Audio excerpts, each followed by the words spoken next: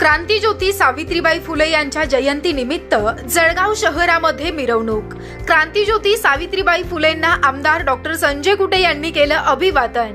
3 जानेवारी रोजी क्रांतिज्योती सावित्रीबाई फुले यांच्या जयंतीनिमित्त जळगाव जामोद शहरातून भव्य दिव्य अशी मिरवणूक काढण्यात आली। यावेळी सर्वप्रथम आमदार डॉक्टर संजय कुटे यांच्या हस्ते क्रांतिज्योती सावित्रीबाई फुले यांच्या प्रतिमेला पुष्पहार अर्पण करून अभिवादन करण्यात आलं। यावेळी मिरवणुकीमध्ये महात्मा ज्योतिराव फुले आणि क्रांतिज्योती सावित्रीबाई फुले यांच्या वेशभूषेतील लहान मुलं आकर्षण ठरली।